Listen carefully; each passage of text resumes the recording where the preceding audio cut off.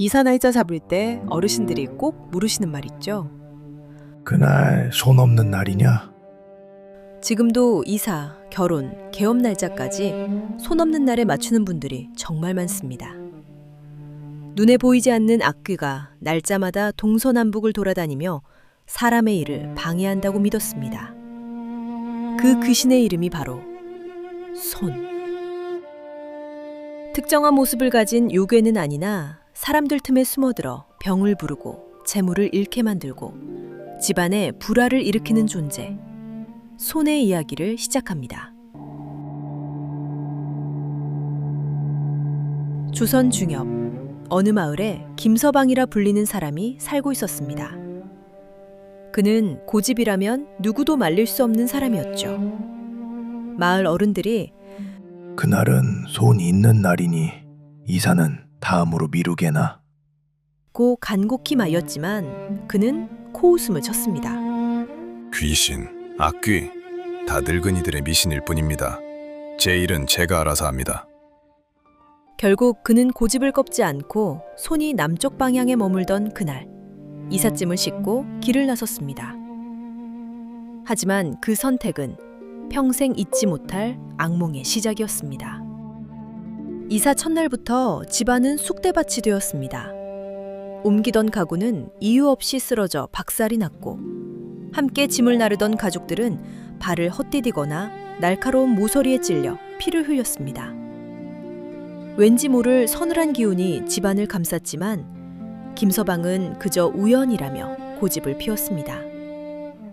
진짜 공포는 밤이 찾아오자 시작되었습니다. 칠흑 같은 어둠 속에서 김서방은 가위에 눌린 채 끔찍한 꿈을 꾸었습니다. 방문 틈 사이로 사람의 것이라고는 믿기지 않는 날카롭고 긴 손톱을 가진 검은 형체가 스르르 들어온 것입니다. 그 형체는 마치 집안 구석구석을 훑고 다니며 김서방 가족들의 기운을 갉아먹는 듯했습니다.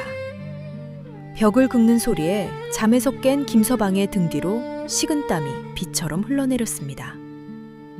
그날 이후 김서방의 집에는 말로 닿을 수 없는 불운이 이어졌습니다. 가축은 병들어 죽고 가족들은 시름시름 알아서대던 농사마저 망치고 말았습니다. 1년이라는 시간 동안 그가 겪은 것은 단순한 사고가 아니라 보이지 않는 기운을 거스른 대가였습니다. 결국 모든 것을 잃고 나서야 김서방은 뼈저리게 깨달았습니다. 어른들의 말씀은 미신이 아니라 세상을 살아가며 지켜야 할 순리이자 지혜였구나. 그날 이후 그는 작은 일 하나도 순리에 맞게 때를 기다려 결정하는 법을 배웠고 비로소 그의 집안에도 평안이 찾아왔다고 합니다. 1, 2일은 동쪽, 3, 4일은 남쪽, 5, 6일은 서쪽, 7, 8일은 북쪽. 이 날짜와 방향엔 손이 머무니 피해야 합니다. 반면 9와 0으로 끝나는 날은 손이 하늘로 올라가니 사방 어디든 안심할 수 있습니다.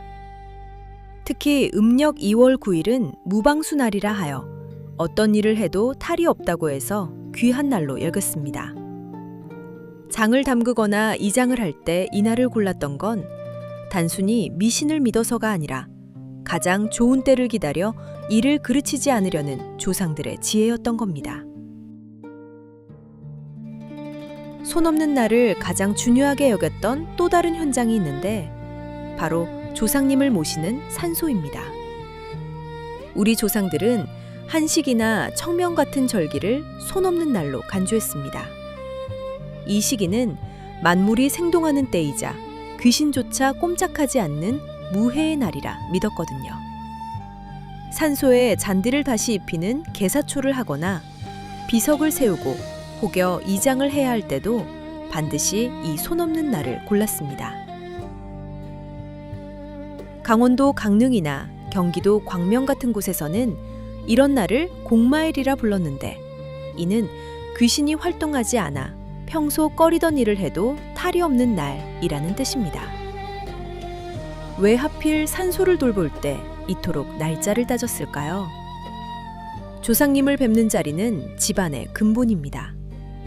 근본을 다루는 일에 서두르거나 조급함을 보이지 않고 가장 길하고 조용한 날을 택해 정성을 들이겠다는 우리 민족 특유의 예우이자 지혜였던 것이죠. 묘지를 손질하는 일은 흙을 뒤집고 땅을 파는 중대한 일입니다. 자칫 서두르다 보면 실수할 수 있죠. 손 없는 날이라는 명분은 곧 충분히 준비하고 가장 안전한 때를 기다려 일을 치르라는 조상들의 보이지 않는 가르침이었을지도 모릅니다.